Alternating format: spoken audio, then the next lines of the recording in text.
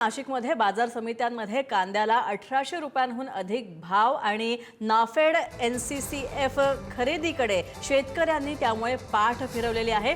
CWC सेंटरमध्ये कांदा साठवण्यासंदर्भात अक्षरशः सुक्षुकाट पाहायला मिळतोय आणि CWC सेंटरमध्ये कांद्याचे स्टोरिंग आणि ग्रेडिंग तसंच साठवण प्रक्रिया केली जाते। मात्र इथे शुकशुकाट सध्या पाहायला मिळतोय। केंद्र सरकारने 1580 रुपये हमी भाव जाहीर केला होता कांद्याला, मात्र असं असताना देखील खुल्या बाजारामध्ये जास्त दर मिळत असल्याने शेतकरी बाजार समित्यांकडे वळले।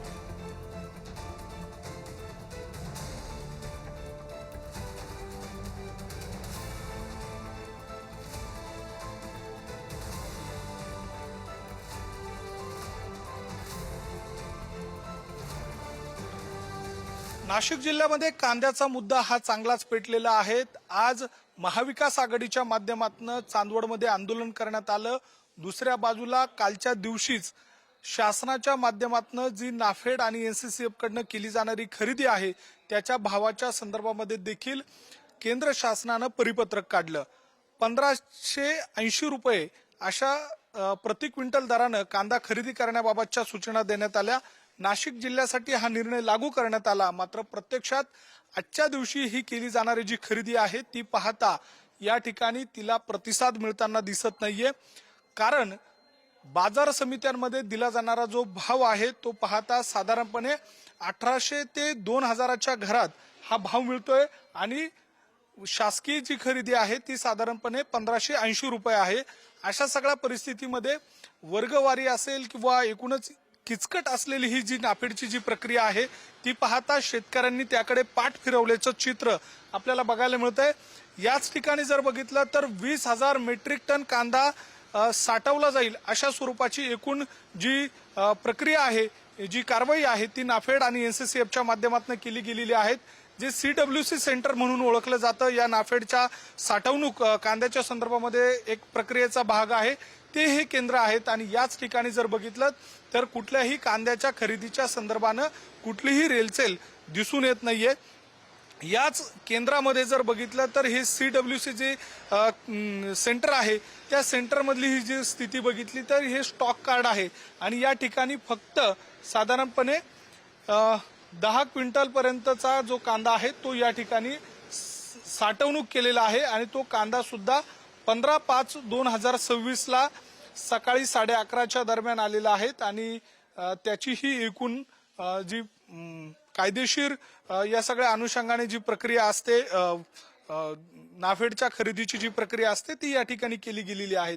अशा सगळ्या परिस्थितीमध्ये कशा पद्धतीने ही साठवणूक केली जाते हे देखील आपण या ठिकाणी बघतोय। मुळातच मागील काळामध्ये जी नाफेड आणि NCCFनं जो कांदा खरेदी केलेला होता तो कांदा अनेक ठिकाणी खराब झाला होता, त्याबाबतच्या तक्रारी देखील प्राप्त झालेल्या होत्या। त्यामुळे शासनाचा पैसा कशा पद्धतीने वाया घातला जातो याचं उदाहरण समोर आलेलं होतं। आता मात्र अशा सगळ्या परिस्थितीमध्ये ही सगळी साठवणूक जी प्रक्रिया आहे ती एका वेगळ्या पद्धतीची रचना करून या ठिकाणी केली जाते।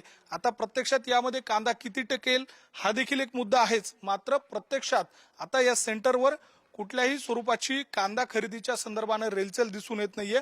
कांद्याला जो शासकीय दर जाहीर करण्यात आलेला आहे त्यापेक्षा सुद्धा आजच्या दिवशी बाजार समित्यांमध्ये अधिकच्या दराने कांदा खरेदी केला जातोय। व्यापाऱ्यांकडून त्यांना चांगला प्रतिसाद मिळतोय।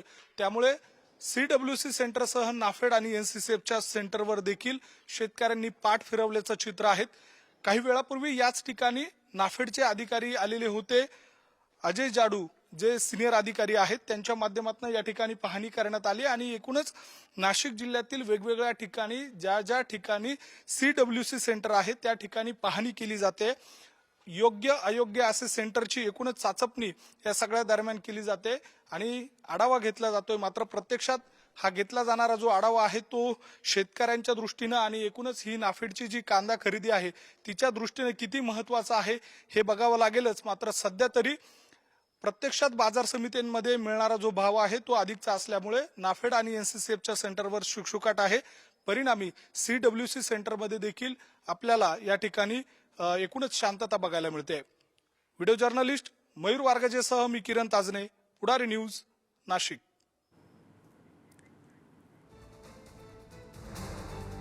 Thank you.